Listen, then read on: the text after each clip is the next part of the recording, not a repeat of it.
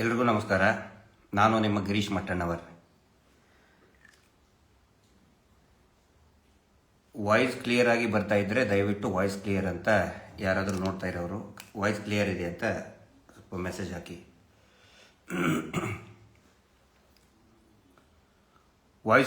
Voice clear ಇದೆಯಲ್ಲ? ಎಲ್ರಿಗೂ ಕೇಳ್ತಾ ಇದೆಯಲ್ಲ? ಏನಾದರೂ ಡಿಸ್ಟರ್ಬೆನ್ಸ್ ಇದ್ದರೆ ದಯವಿಟ್ಟು ಹಾಕಿ. ಯಾಕಂದರೆ ಕಳೆದ ಒಂದು 2-3 ಇದರಲ್ಲಿ ವಾಯ್ಸ್ ಕ್ಲಿಯರ್ ಇರಲಿಲ್ಲ, ಸಾಕಷ್ಟು ಸಮಸ್ಯೆ ಆಗಿತ್ತು. Clear, thank you.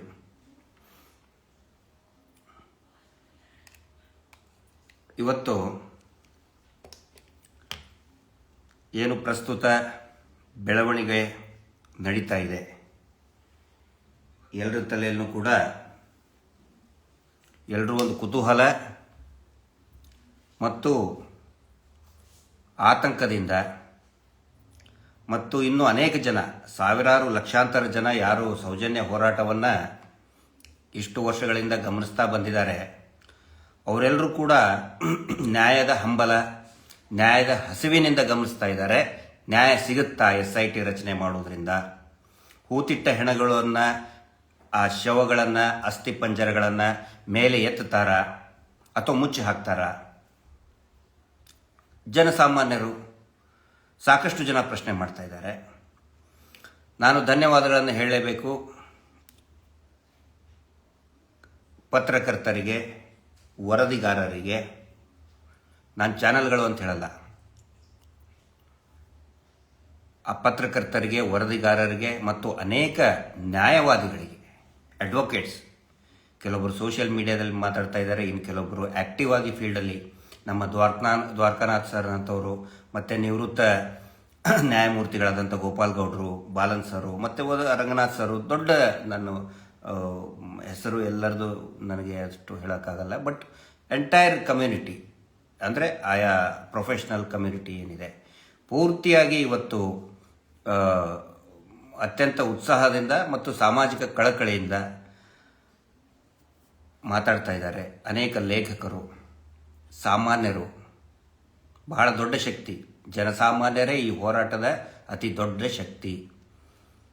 ಡ್ರೈವರ್ಗಳು, ಆಟೋ ರಿಕ್ಷಾದವರು ಇರ್ಬೋದು, ದುಡಿಯುವಂತಹ ವರ್ಗ, ಗೃಹಿಣಿಯರು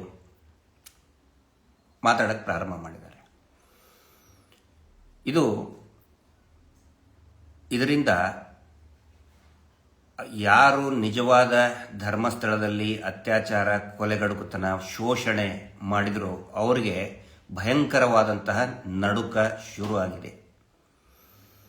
ನಮ್ಗೆ ಹೇಳ್ತಿರ್ತಾರೆ, ಇವ್ರಿಗೆ ಅಣ್ಣಪ್ಪನ ಶಾಪ, ಒಂದು ಎಡೆಯು ಬಿದ್ದರೂ ಕೂಡ ಅಣ್ಣಪ್ಪನ ಶಾಪ, ಮಂಜುನಾಥ ಸ್ವಾಮಿ ಶಾಪ ಅಂತ ಹೇಳ್ತಾರೆ. ಕಳೆದ 4 ದಿನದಿಂದ ಧರ್ಮಸ್ಥಳ ಗ್ರಾಮದ ನಕಲಿ ದೇವಮಾನವ ಯಾರ ಕಣ್ಣಿಗೂ ಕಾಣ್ತಾ ಇಲ್ಲ. 4-5 ದಿನದಿಂದ ಅಲ್ಲಿಯವರು ಹೇಳ್ತಾರೆ ಓಡಿ ಹೋದ್ರು ಅಂತ ಹೇಳಿ. ಇನ್ನು ಕೆಲವೊಬ್ರು ಹೇಳ್ತಾರೆ ರಾತ್ರಿ ಹೊತ್ತು ಆಸ್ಪತ್ರೆಗೆ ಹೋಗ್ತಾರೆ, ಯಾರಿಗೂ ಗೊತ್ತಾಗಲಾರ್ದಂಗೆ ರಾತ್ರಿ 12-1 ಗಂಟೆಗೆ ಒಂದು ಆಸ್ಪತ್ರೆಗೆ ಹೋಗಿ ಟ್ರೀಟ್ಮೆಂಟ್ ತೊಗೊಂಡು ಬರ್ತಾರೆ ಅಂಥೇಳಿ, ಕದ್ದು ಮುಚ್ಚಿ. ಈ ಪರಿಸ್ಥಿತಿ ಯಾರಾದರೂ ದಿನ ಊಟ ಮಾಡಿ ಮರ್ಯಾದಸ್ಥರಿಗೆ ಕದ್ದು ಮುಚ್ಚಿ ಆಸ್ಪತ್ರೆಗೆ ಹೋಗುವಂಥ ಪರಿಸ್ಥಿತಿ ಬರ್ತದ? ಆದರೆ ಈ ವ್ಯಕ್ತಿಗೆ ಸಾವಿರಾರು ಕೋಟಿ ದುಡ್ಡು, ಬ್ಲ್ಯಾಕ್ ಮನಿ, ಸಾವಿರಾರು ಎಕರೆ ಆಸ್ತಿ, ಅಕ್ರಮವಾದಂಥ ಆಸ್ತಿ. ಒಂದು ಕಾಲದಲ್ಲಿ ದೊಡ್ಡ ದೊಡ್ಡ ರಾಜಕಾರಣಿಗಳು, ಅದು ಪ್ರಧಾನಮಂತ್ರಿ ಅಂತ ಹಿಡಿದು ಈ ರಾಷ್ಟ್ರಪತಿಗಳಿಂದ ಹಿಡಿದು ಮುಖ್ಯಮಂತ್ರಿಗಳಂತರೂ ಲೆಕ್ಕವೇ ಇಲ್ಲ. ಈ ನಮ್ಮ ಹುಬ್ಬಳ್ಳಿ ಧಾರವಾಡ ಹೆಂಗೆ ಬಸ್ ಇರ್ತಾವೆ, ಬೇರೆ ಬಸ್ ಇದೆ, ಬೆಂಗಳೂರು ತುಮಕೂರು ಬಸ್ ಇರ್ತಾವೆ, ಹಾಗೆ ಅಂದರೆ ಡೈಲಿ ಅಪ್ ಆ್ಯಂಡ್ ಡೌನ್ ಮಾಡ್ತಾವೆ. ಹಾಗೆ ಈ ರಾಜ್ಯದ ಹಿಂದೆ ಮುಖ್ಯಮಂತ್ರಿಗಳು, ಮಂತ್ರಿಗಳು, MLAಗಳು ಹಾಗೆ ಹೋಗೋದು ಕಾಲು ಬೀಳೋದು. ಅಂತಹ ಪ್ರಭಾವಿ ವ್ಯಕ್ತಿ ನಕಲಿ ದೇವಮಾನವನಿಗೆ ಕದ್ದು ಮುಚ್ಚಿ ಯಾರಿಗೂ ಗೊತ್ತಾಗಲಾರ್ದಂಗೆ ಆಸ್ಪತ್ರೆಗೆ ಹೋಗಿ ತೋರಿಸ್ಕೊಂಡು ಬರುವಂಥ ಪರಿಸ್ಥಿತಿ ಇವತ್ತು ಬಂದಿದೆ. ಇನ್ನೂ ಅನುಭವಿಸ್ತಾರೆ, ಖಂಡಿತ ಅನುಭವಿಸ್ತಾರೆ. ಆದರೆ ಕೊನೆ ಹಂತಕ್ಕೆ ಏನಾದರೂ ಮಾಡಿ ಈ ಸಾಮಾಜಿಕ ಜಾಲತಾಣ, ಸೋಷಿಯಲ್ ಮೀಡಿಯಾ ಸಿಕ್ಕಾಪಟ್ಟೆ ಜನ ಮಾತಾಡ್ತಾ ಇದ್ದಾರೆ. ಆಮೇಲೆ ಇನ್ನು ಮುಂದೇನೂ ಕೂಡ ಮಾತಾಡ್ತಾರೆ. ಹೆಂಗೆ ಖರೀದಿಸ್ಬೋದು ಅಂಥೇಳಿ ಎಲ್ಲ ರೀತಿ ಪ್ರಯತ್ನ ಕೂಡ ಮಾಡ್ತಾ ಇದ್ದಾರೆ. ಈಗಿನ ಅವರ ಸ್ಟ್ರಾಟಜಿ ಕುತಂತ್ರ ಹೇಳೋಕ್ಕಿಂತ ಮುಂಚೆ ಹಿಂದೆ ಏನು ಮಾಡ್ತಿದ್ರು ಅನ್ನೋದನ್ನು ನಿಮಗೆ ಹೇಳ್ತೇನೆ. ಇವರ ಇತಿಹಾಸ ಹೋರಾಟದ ಅಮೃತ ಪತ್ರಿಕೆ ಅಂತ ಇತ್ತು. ಈಗ ಅವರು ಈ ವಿಷಯವನ್ನು ಯಾಕೋ ಗೊತ್ತಿಲ್ಲ, ಶಂಕರ್ ಭಟ್ರು ಭಾಳ ಅತ್ಯಂತ ಹಿರಿಯ ಪತ್ರಕರ್ತರು, ಪ್ರಾಮಾಣಿಕರು, ಮಾಡ್ತಾ ಇದ್ರು. ಅವರ ಒಂದು ಆಫೀಸನ್ನೇ ಸುಟ್ಟು ಹಾಕಿದ್ರು, ಹೆದರಿಸಿದ್ರು. ಎಷ್ಟೋ ವರ್ಷಗಳವರೆಗೆ ಅವರು ಜೀವಂತ ಇದಾರಾ ಇಲ್ಲ ಅಂತ ಕೂಡ ಗೊತ್ತಿದ್ದಿದ್ದಿಲ್ಲ. ಅಂದರೆ ಇವರ ಕುರಿತಾದಂತಹ, ಇವರು ವಿರುದ್ಧ ಮಾತಾಡೋದಲ್ಲ, ಅಲ್ಲಿ ಧರ್ಮಸ್ಥಳದಲ್ಲಿ ನಡೀತಕ್ಕಂತಹ ಅಕ್ರಮಗಳು, ಶೋಷಣೆಗಳು, ಕೊಲೆಗಳು, ಅತ್ಯಾಚಾರಗಳು, ಅವುಗಳನ್ನೆಲ್ಲವನ್ನು ಕೂಡ ಅವರು ಪ್ರಶ್ನೆ ಮಾಡ್ತಾ ಇದ್ರು. ಅವರಿಗೆ ಪತ್ರಿಕೆಯನ್ನು ಸುಟ್ಟು ಹಾಕಿದ್ರು, ಅವ್ರನ್ನ ಓಡಿಸಿದ್ರು. ಆನಂತರ ಕರಾವಳಿ ಅಲೆ ಅನ್ನುವಂಥ ಪತ್ರಿಕೆ ನಿಜವಾಗ್ಲೂ ಕೂಡ ಇವತ್ತು ನಾವು ಎಲ್ಲರೂ ಕೂಡ ಮೆಚ್ಚಬೇಕಾಗಿದ್ದು ಅಂತ ಹೇಳಿದರೆ, ಒಂದು ದೊಡ್ಡ ಹ್ಯಾಟ್ಸ್ ಆಫ್ ಹೇಳಬೇಕು ಅಂತ ಹೇಳಿದರೆ, ಕರಾವಳಿ ಅಲೆ ಅನ್ನುವಂತಹ ಪತ್ರಿಕೆ ಇವತ್ತಿಗೂ ಕೂಡ ಆಕ್ಟಿವ್ ಆಗಿದೆ, ಜೀವಂತವಾಗಿದೆ. BV ಸೀತಾರಾಮ್ ಅಂತ, ಆಮೇಲೆ ಅವರ ಟೀಮ್ ಕೂಡ, ವರದಿಗಾರರು ಕೂಡ. ಯಾಕೆ ಅಂತ ಹೇಳಿದರೆ, ಬಹುಶಃ ಮಾಧ್ಯಮ ರಂಗದಲ್ಲಿ, ಜರ್ನಲಿಸಂ ಫೀಲ್ಡಲ್ಲಿ ವರದಿ ಮಾಡುವಂತಹ ಏನೊಂದು ಫೀಲ್ಡ್ ಇದೆ, ಅದರಲ್ಲಿ ಅವರು ಪಟ್ಟಂತಹ ಅವಮಾನಗಳು, ಕಷ್ಟಗಳು, ಬೆದರಿಕೆಗಳು ಬೇರೆ ಯಾವ ಪತ್ರಿಕೆಯನ್ನು ಕೂಡ ಪಟ್ಟಿರಲಿಕ್ಕಿಲ್ಲ. ಕರಾವಳಿ ಅಲೆ ಪತ್ರಿಕೆ ಸೋಷಿಯಲ್ ಮೀಡಿಯಾದಲ್ಲಿ ಅವರೇನು ಯೂಟ್ಯೂಬ್ ಅದು ಏನು ಬಹುಶಃ ಇನ್ನೂ ಮಾಡ್ದಂಗಿಲ್ಲ, ಆದರೆ ಅವರ ಪತ್ರಿಕೆಗಳನ್ನು ಹಾಕ್ತಾ ಇರ್ತಾರೆ PDF ಅವತ್ತಿನಿಂದ ಇವತ್ತಿನವರೆಗೂ ಕೂಡ ಅದೇ ನೇರವಂತಿಕೆ, ಅದೇ ಧೈರ್ಯದಿಂದ ಮಾಡ್ತಾನೆ ಬಂದರು. ಭಾಳಷ್ಟು ಕಷ್ಟಪಟ್ಟು ಕೊಟ್ಟರು ಅವರಿಗೆ, ಆದರೂ ಕೂಡ ಅವರು ಅದಕ್ಕೆ ತಗ್ಗಲಿಲ್ಲ, ಬಗ್ಗಲಿಲ್ಲ. ಕರಾವಳಿ ಅಲೆ ಪತ್ರಿಕೆ ಆ ಥರ ಇನ್ನು ಸುಮಾರು ಪತ್ರಿಕೆಗಳಿಗೆ ಹೆದರಿಕೆ ಕೊಟ್ಟರು, ಆಮಿಷ ಕೊಟ್ಟರು. ಕೆಲವೊಂದಿಷ್ಟು ಬಗ್ಗಿದ್ದು, ಕೆಲವೊಂದಿಷ್ಟು ಬಗ್ಗಲಿಲ್ಲ, ಇನ್ನು ಕೆಲವೊಂದಿಷ್ಟು ಮುಚ್ಕೊಂಡು ಹೋದು. ಲಂಕೇಶ್ ಪತ್ರಿಕೆ ನೆನಪಿಸ್ಕೋಬೇಕು, ಬಹುಶಃ ಒಂದು 20 ವರ್ಷ ಆಯ್ತು ಅಂತ ಕಾಣ್ತದೆ. ಅಂದರೆ ಗೌರಿ ಲಂಕೇಶ್ ಮೇಡಮ್ ಇದನ್ನಾದ್ಮೇಲೆ ಅದು ಅಷ್ಟೊಂದು ಇದನ್ನಾಗಲಿಲ್ಲ. ಅಂದರೆ ಮೂಲ ಪಿ ಲಂಕೇಶ್ ಸರ್ ಬರಿತಾ ಇದ್ದಂತಹ ಅದು ಲಂಕೇಶ್ ಪತ್ರಿಕೆ. ಅದಾದಮೇಲೆ ಗೌರಿ ಲಂಕೇಶ್ ಮೇಡಮ್ ಅವರು ಎಡಿಟರ್ ಇದ್ದಾಗ, ಗೌರಿ ಲಂಕೇಶ್ ಮೇಡಮ್ಗೂ ನಮಗೂ ಭಾಳಷ್ಟು ಜಗಳ ಆಗಿದೆ. ಅಂದರೆ ವೈಚಾರಿಕವಾಗಿ ನಾವು ಯಾವತ್ತಿಗೂ ಕೂಡ, ಇವತ್ತು ನನ್ನ ಪೇಪರ್ ಕಟಿಂಗ್ ನೋಡ್ತಾ ಇದ್ದೆ, ಅವರು ನನಗೆ ಏನೇನು ಬೈದು ಬರಿತಾ ಇದ್ರು, ನಾನು ಅವ್ರಿಗೇನು ಪ್ರತಿಕ್ರಿಯೆ ಕೊಡ್ತಾ ಇದ್ದೆ, ಗರ್ವ ಪತ್ರಿಕೆಯಲ್ಲಿ ನೋಡ್ತಾ ಇದ್ದೆ. ಆದರೆ ನಾವು ಎಷ್ಟೇ ಬೈದಾಡ್ಕೊಂಡ್ರೂ ಕೂಡ, ಯಾವಾಗಾದರೂ ಒಂದು ಸಾರಿ ಕಾಫಿಗೆ, ಟೀಗೆ ಸೇರಿ ಆರಾಮವಾಗಿ ಮಾತಾಡುವಂತಹ ಒಂದು ಸಂಬಂಧ, ಆತ್ಮೀಯತೆ ಇತ್ತು ಗೌರಿ ಲಂಕೇಶ್ ಮೇಡಮ್ ಜೊತೆಗೆ. ಅವ್ರದ್ರ ಪ್ರಸ್ತಾಪ ಯಾಕೆ ಮಾಡ್ತಾ ಇದ್ದೀನಿ ಅಂತ ಹೇಳಿದರೆ, ಬಹುಶಃ 2003 ಇರ್ಬೋದು, 2-3, ಅದು ಲಂಕೇಶ್ ಅಂತ ಫಿಲ್ಮ್ ರಿಲೀಸ್ ಆಯಿತು. ಆ ಟೈಮಿಗೆ ದೀಪಾವಳಿ ವಿಶೇಷಾಂಕದಲ್ಲಿ ಅವರ ಒಬ್ಬ ವರದಿಗಾರ ತುಂಬ ಒಳ್ಳೆಯ ಲೇಖನ, ಕಣ್ತೆರೆಸುವಂಥ ಲೇಖನವನ್ನು ಬರೆದಿದ್ದರು. ದೀಪಾವಳಿ ವಿಶೇಷಾಂಕದಲ್ಲಿ ಧರ್ಮಸ್ಥಳದ ಮಾಫಿಯಾ ಬಗ್ಗೆ, ಅಲ್ಲಿ ನಡ್ತಕ್ಕಂಥ ಅತ್ಯಾಚಾರಗಳು, ಮನಿ ಲಾಂಡ್ರಿಂಗ್, ಸ್ವಸಹಾಯ ಗುಂಪುಗಳನ್ನು ದುರುಪಯೋಗಪಡಿಸಿಕೊಂಡು ಜನರನ್ನು ಶೋಷಣೆ ಮಾಡ್ತಕ್ಕಂತಹ ಅಕ್ರಮ ಮೀಟರ್ ಬಡ್ಡಿ ದಂಧೆ, ಧರ್ಮಸ್ಥಳ ಸಂಘ ಅಂತ ಹೇಳಿ ವಸೂಲಿ ಮಾಡ್ತಾರಲ್ಲ, ಅದರ ಕುರಿತಾಗಿ, ಪದ್ಮಲತಾ ವೇದವಲ್ಲಿ ಪ್ರಕರಣದ ಕುರಿತಾಗಿ ಭಾಳ ಅಚ್ಚುಕಟ್ಟಾಗಿ ಒಂದು ಇನ್ವೆಸ್ಟಿಗೇಟಿವ್ ಜರ್ನಲಿಸಮ್, ಇವತ್ತು ಇನ್ವೆಸ್ಟಿಗೇಟಿವ್ ಜರ್ನಲಿಸಮ್ ಹೋಗ್ಬಿಟ್ಟಿದೆ, ಸತ್ತೋಗಿದೆ, ಎಲ್ಲ ಮಾಡ್ಕೊಂಡಿದ್ದಾರೆ. ಥ್ರೆಡ್ಬೇರ್ ಇನ್ವೆಸ್ಟಿಗೇಷನ್ ಮಾಡಿದ್ದೆ ರೀ ನಾನು ಅಂತ ಹೇಳೋರು ಎಲ್ಲ ಮಾಡ್ಕೊಂಡ್ಬಿಟ್ಟಿದ್ದಾರೆ. ಅವಾಗ ಏನಾಗುತ್ತೆ, ದೀಪಾವಳಿ ವಿಶೇಷಾಂಕ ಅದು ಹೊರಗಡೆ ಬಂದಾಗ ಆ ಗೌರಿ ಲಂಕೇಶ್ ಅವರು ಫೋನ್ ಮಾಡ್ತಾರೆ, ತುಂಬ ಚೆನ್ನಾಗಿ ಬಂದಿದೆ ರೀ ಅಂತ ಹೇಳೋದು ಫೋನ್ ಮಾಡ್ತಾರೆ. ಯಾಕಂದರೆ ಯೂಶುವಲಿ ಎಡಿಟರ್ ಅದನ್ನು ಮಾಡ್ತಾರೆ, ಒಳ್ಳೆ ಲೇಖನ ಬಂದಿದ್ದರೆ, ಅದರಲ್ಲಿನೇ ಇನ್ವೆಸ್ಟಿಗೇಟಿವ್ ಜರ್ನಲಿಸಮ್ನಲ್ಲಿ ತುಂಬ ಒಂದು ರಿಸರ್ಚ್ ಮಾಡಿ ಬರೆದಿದ್ರೆ, ಲೈಕ್ ರಿಸರ್ಚ್ ಪೇಪರ್ ಅದು ಮಾಡಿದರೆ ಒಳ್ಳೇದು ಬಂದಿದೆ ಅಂತ ಫೋನ್ ಮಾಡಿದ್ದಾರೆ. ಆ ಫೋನ್ ರಿಸೀವ್ ಮಾಡಿದ್ದು ಆ ವರದಿಗಾರ ಅಲ್ಲ, ವರದಿ ಬರೆದಂತಹ ವರದಿಗಾರ ಅಲ್ಲ, ಅವರ ಸಹೋದರ ಎತ್ತಿ ಹೇಳ್ತಾರೆ, ಮೇಡಮ್ ನಮ್ಮ ತಮ್ಮ ಇನ್ನಿಲ್ಲ, ಅವನ ಹೆಣ ನೇತಾಡ್ತಾ ಇದೆ, ರೂಮ್ನಲ್ಲಿ ನನ್ನ ತಮ್ಮನ ಹೆಣ ನೇತಾಡ್ತಾ ಇದೆ. ಮಂಗಳೂರಿನ ಒಂದು ಹೋಟೆಲ್ ಲಾಜಿಂಗ್ನಲ್ಲಿ. ಆ ಪತ್ರಕರ್ತರನ್ನು ಮುಗಿಸ್ಬಿಟ್ರು ಅತ್ಯಂತ ವ್ಯವಸ್ಥಿತವಾಗಿ. ನೋಡೋರಿಗೆ ಇದು ಕೊಲೆ ಅನ್ಸಲ್ಲ. ಎಲ್ಲ ನೋಡಿಬೇಕಾದ್ರೆ ನೀವು ಎಲ್ಲವೂ ಕೂಡ ರವಿ ಪೂಜಾರಿ ತಗೊಳ್ಳಿ, ಇನ್ಯಾರ್ಯಾರ್ದು ತಗೊಳ್ಳಿ, ಒಂದು ಸ್ಲೋ ಪಾಯ್ಸನ್ ಕೊಟ್ಟಿರ್ತಾರೆ. ಇಲ್ಲ ಅಂತ ಹೇಳಿದ್ರೆ ನೇಣಿಗೆ ಏರಿಸಿರ್ತಾರೆ. ಎಲ್ಲರಿಗೂ ಅನ್ನಿಸ್ಬೇಕು ಇದು ಆತ್ಮಹತ್ಯೆ ಅಂತೇಳಿ. ಅವರಿಲ್ಲ. ಪದ್ಮಲತಾ ಪ್ರಕರಣದಲ್ಲಿ ಒಬ್ಬ ಹುಡುಗ ಧರ್ಮಸ್ಥಳ ಸುತ್ತಮುತ್ತಲೂ ಕೂಡ ಈ ಕರಾವಳಿಯಲ್ಲಿ ಬೇರೆ ಬೇರೆ ಸ್ಥಳೀಯ ಪತ್ರಿಕೆಗಳು, ಅಂದರೆ ಬೇರೆ ಬೇರೆ ಪತ್ರಿಕೆಗಳಲ್ಲೂ ಒಂದು ಏನಾದರೂ ಬಂತಂತ ಹೇಳಿದ್ರೆ ಅದನ್ನು ಸುಟ್ಟು ಹಾಕ್ತಾಯಿದ್ರು. ಒಬ್ಬ ಹುಡುಗ ಏನು ಮಾಡ್ತಾ ಇದ್ದ, ಆ ಬಂಡಲ್ಗಳನ್ನು ಅಂದರೆ ಡಿಸ್ಟ್ರಿಬ್ಯೂಟ್ ಮಾಡ್ತಾರಲ್ಲ, ನಾವು ಕೂಡ ನೋಡಿದ್ದೀವಿ ಚಿಕ್ಕವರಿದ್ದಾಗ, ಮತ್ತು ಈಗಲೂ ಕೂಡ ಸಣ್ಣ ಹುಡುಗರೇ ಜಾಸ್ತಿ ಅದನ್ನು ಕ್ಯಾರಿಯರ್ನಲ್ಲಿ, ಸೈಕಲ್ ಕ್ಯಾರಿಯರ್ನಲ್ಲಿ ಅದನ್ನು ಬಂಡಲ್ ಕಟ್ಕೊಂಡು ಕ್ಯಾರಿಯರ್ನಲ್ಲಿ ಇಟ್ಕೊಂಡು ಹೋಗಿ ಮನೆಗೆ ಹೋಗಿ ಅದು ಹಂಚ್ತಾರೆ. ಇವರು ಆ ಥರ ಎಲ್ಲ ಇದನ್ನು ಕೂಡ ಪತ್ರಿಕೆಗಳನ್ನು ಹಂಚೋರ್ನು ಕೂಡ ಸ್ಟಾಪ್ ಮಾಡಿಸಿದ್ರು. ಪದ್ಮಲತಾ ಪ್ರಕರಣ ಬಹಳ ದೊಡ್ಡ ಮಟ್ಟದ ಹೋರಾಟ ಪ್ರಾರಂಭ ಆಗಿತ್ತು. ಆವಾಗ ಆ ಹುಡುಗನಿಗೆ ಮೊದಲು ಹೆದರಿಕೆ ಹಾಕ್ತಾರೆ. ಆದರೂ ಕೂಡ ಅವನು ಕೂಡ ಹೋರಾಟದಲ್ಲಿ ಅಂದರೆ ಒಂದು ಉತ್ಸಾಹ, ನ್ಯಾಯ ಸಿಗಲಿ. ಚಿಕ್ಕ ಹುಡುಗ ಏನಾಯಿತು, ಪೇಪರ್ ಮಾರೋನಾದ್ರೆ ಏನಾಯಿತು, ಪೇಪರ್ ಮಾರೋರು ಬಹಳ ಪ್ರಜ್ಞಾವಂತರಿರ್ತಾರೆ. ಅವನಿಗೆ ಒಂದು ಉತ್ಸಾಹ, ಆದರೂ ಬಿಡಲ್ಲ.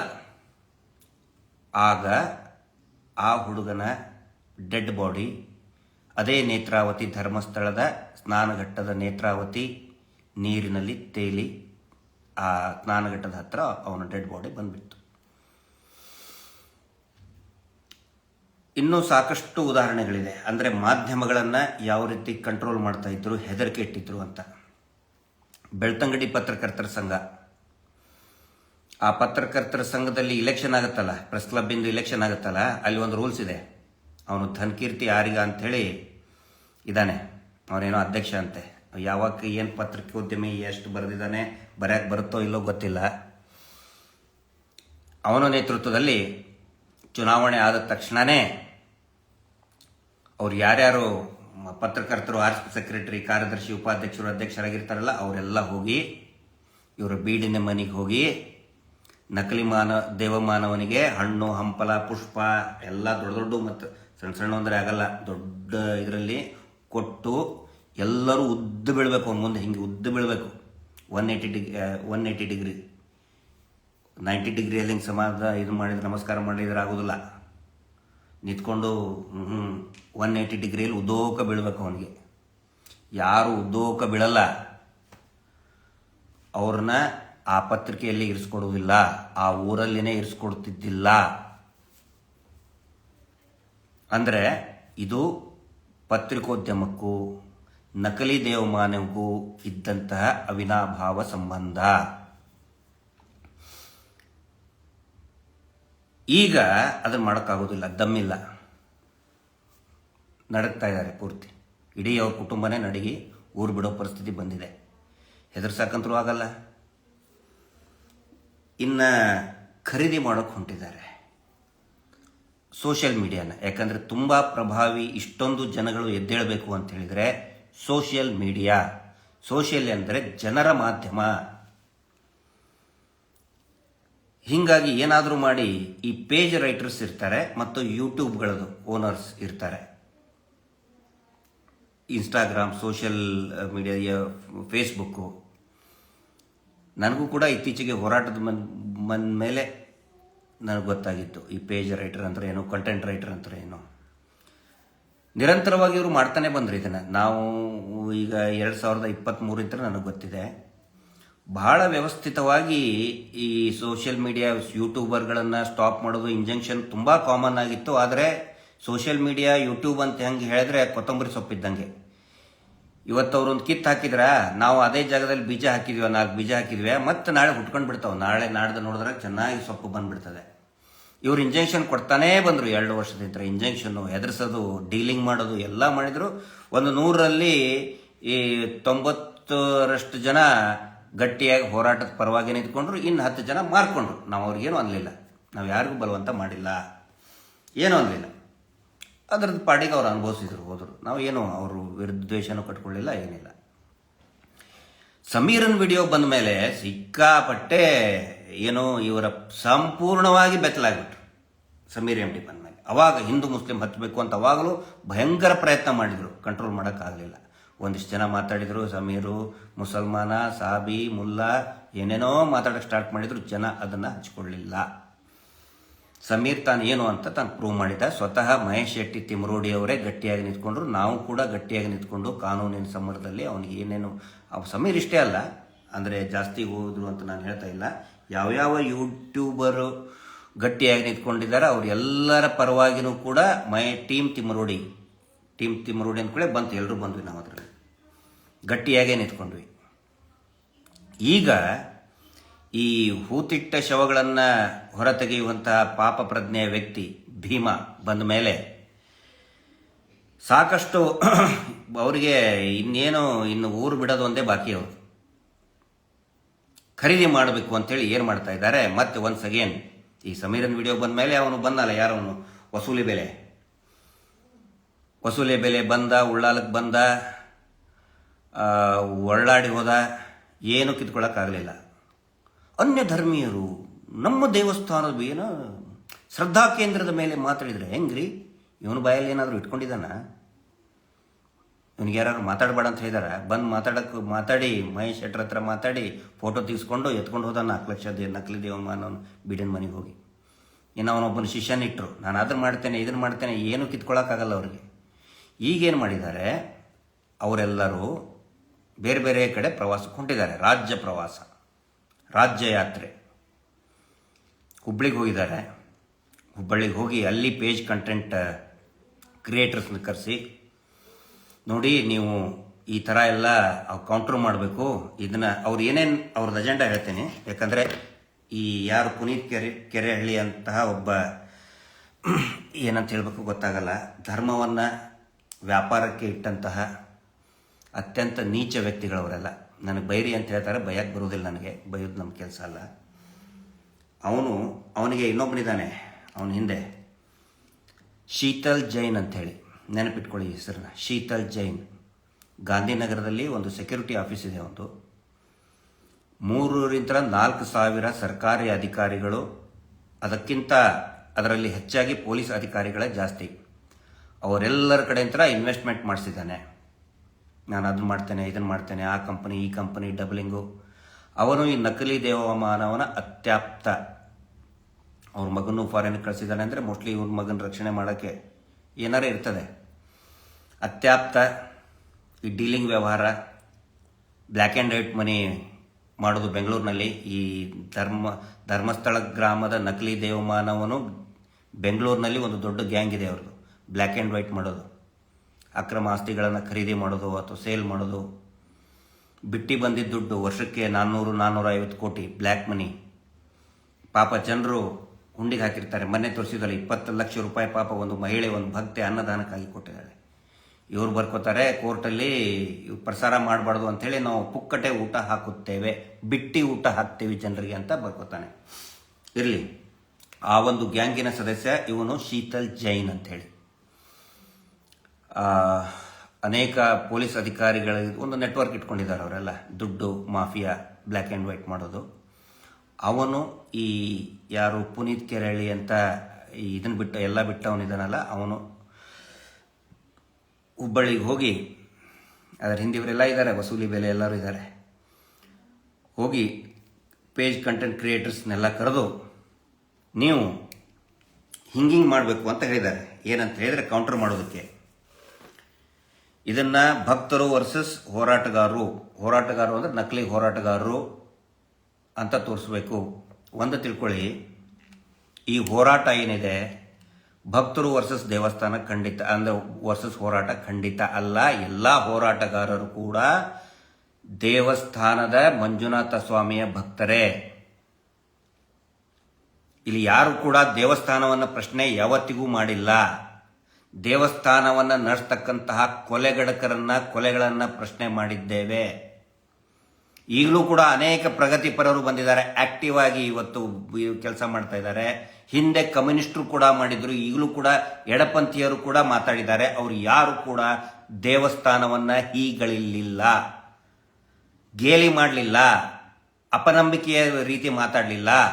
ಆದರೆ ದೇವಸ್ಥಾನ ಇಟ್ಕೊಂಡು ದೌರ್ಜನ್ಯ ನಡೆಸ್ತಾ ಇರತಕ್ಕಂತಹ ದಣಿಗಳು ಅಂತ ಕರೆಸೋರನ್ನ ಪ್ರಶ್ನೆ ಮಾಡಿದ್ರು. ನಾನೊಂದು ಇದನ್ನು ಕೇಳ್ತೀನಿ ನಿಮಗೆ ಎಲ್ರಿಗೂ, ನನ್ನ ಅಭಿಪ್ರಾಯ ಹೇಳ್ತಾ ಇದ್ದೀನಿ. ಒಂದು ದೇವಸ್ಥಾನದ ಹುಂಡಿ ಯಾವನಾದ್ರೂ ಕಳುವು ಮಾಡಿದರೆ ಅದನ್ನು ಹುಡುಕ್ಬೇಕೋ ಬೇಡ? ಇಲ್ಲ, ಹುಡುಕಬೇಡಿ. ಹುಡುಕಿದ್ರೆ ದೇವಸ್ಥಾನಕ್ಕೆ ಅಪಮಾನ ಆಗತ್ತೆ. ಅದು ವೆಂಕಟರಮಣ ಸ್ವಾಮಿ ದೇವಸ್ಥಾನ, ಸ್ವಾಮಿಗೆ ಅವಮಾನ ಆಗತ್ತೆ. ಲಕ್ಷ್ಮೀ ನರಸಿಂಹ ದೇವಸ್ಥಾನ, ದೇವರಿಗೆ ಅವಮಾನ ಆಗತ್ತೆ. ಆಗತ್ತಾ? ಯಾವನು ಹುಂಡಿ ಕದ್ದಿದ್ದಾನೆ ಅವ್ರು ಇದು ಮಾಡಬೇಕು, ಅದು ಕಾನೂನು. ನಾವು ಕೇಳ್ತಾ ಇರೋದು ಅದನ್ನೇ. ದೇವಸ್ಥಾನಕ್ಕೆ ಪ್ರಶ್ನೆ ಮಾಡ್ತಾ ಇಲ್ಲ. ಈಗ ತಿರುಪತಿಯಲ್ಲಿ, ಈ ಉದಾಹರಣೆ ಹಿಂದೆನೂ ಕೊಟ್ಟಿದ್ದೀನಿ, ಒನ್ಸ್ ಅಗೇನ್ ಹೇಳ್ತಾ ಇದ್ದೇನೆ. ತಿರುಪತಿಯಲ್ಲಿ ಆ ಲಡ್ಡುನಲ್ಲಿ ಕೊಬ್ಬು ಸೇರಿಸ್ತಾ ಇದ್ದಾರೆ ಅಂತ ಹೇಳಿ ಒಂದು ದೊಡ್ಡ ಮಟ್ಟದ ಸುದ್ದಿ ಆಯಿತು. ಅವಾಗ ಭರತ್ ಜೈನ್, ಪ್ರಫುಲ್ ಜೈನ್ ಅಂತ ಒಂದು 3-4 ಜನ ಸಿಕ್ಕಾಕೊಂಡ್ರು.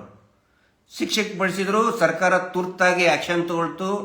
ಆ ಪೂರ್ತಿಯಲ್ಲಿ ಕಮಿಟಿಯಲ್ಲಿ ಏನೇನು ಮಾಡ್ತಾ ಇದ್ದಾರೆ ಎಲ್ಲರನ್ನೂ ಕೂಡ ಒಳಗಡೆ ಹಾಕಿಸಿದ್ರು, ಆಕ್ಷನ್ ತಗೊಂಡ್ರ ಮೇಲೆ. ಹಾಗಿದ್ರೆ ಇಲ್ಲಿ ಅಪಮಾನ ಆಗಿದ್ದೆ ಯಾರಿಗೆ?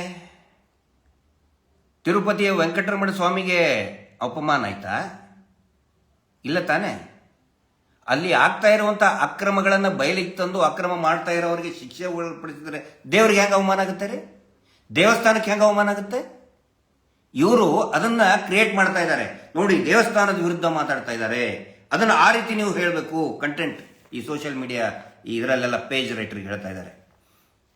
ಅದು ಯಾವತ್ತಿಗೂ ಆಗಲ್ಲ. ಆನಂತರ ಹಿಂದೂ ವರ್ಸಸ್ ಮುಸ್ಲಿಂ ಮಾಡಿ ಸಮೀರ್ಗೆ ಬೈರಿ. ಸಮೀರ್ ಕೆಟ್ಟದಾಗಿ ಬೈತಾ ಇದ್ದಾರೆ, ನಮಗೂ ಬೈತಾ ಇದ್ದಾರೆ, ನಮಗೂ ರೂಢಿಯಾಗಿದೆ. ಸಮೀರ್ ಪಾಪ ಬಹಳ ಬೇಜಾರು ಮಾಡ್ಕೊಂಡಿದ್ದ ಸಮೀರನ ತಾಯಿಗೆ. ನಾನು ನಿಮ್ಗೊಂದು ಮಾತು ಹೇಳಕ್ಕೆ ಇಚ್ಛೆ ಪಡ್ತಾ ಇದ್ದೀನಿ. ಇವರು ನಕಲಿ ದೇವಮಾನವನ ಕ್ಯಾರೆಕ್ಟರ್, ಅವರ ಎಂಟೈರ್ ಜೆನೆಟಿಕಲ್, ಅವರ ವಂಶವೃಕ್ಷದ ಕ್ಯಾರೆಕ್ಟರ್ ಏನು, ಅವ್ರ ತಮ್ಮಂದು, ಅವರ ಮಕ್ಕಳದು ಎಲ್ಲ ಕ್ಯಾರೆಕ್ಟರ್ ಏನಂತ ಹೇಳಿದ್ರೆ, ಅವರ ವಿರುದ್ಧ ಯಾರಾದರೂ ಜೋರಾಗಿ ಮಣಿಲಿಲ್ಲ ಅಂತ ಹೇಳಿದ್ರೆ ಅವ್ರ ಹೆಣ್ಮಕ್ಳನ್ನ ಟಾರ್ಗೆಟ್ ಮಾಡ್ತಾರೆ. ಅವ್ರ ಹೆಂಡತಿನೋ, ತಾಯಿನೋ, ಮಗಳನೋ, ಅಕ್ಕ ತಂಗಿನೋ ಟಾರ್ಗೆಟ್ ಮಾಡ್ತಾನೆ ಬಂದಿದ್ದಾರೆ. ಸೌಜನ್ಯಾಳನ್ನು ಕೂಡ ಎತ್ಕೊಂಡು ಹೋಗಿದ್ದು ವರ್ಷ ಅಂತ ತಿಳ್ಕೊಂಡು, ಆಸ್ತಿ ಯಾವಾಗ ಕೊಡಲ್ಲ ಅವಾಗ ಮಕ್ಕಳನ್ನ ಎತ್ಕೊಂಡು ಹೋಗೋದು, ಹೆಂಡತಿನ ಕರ್ಕೊಂಡು ಹೋಗಿ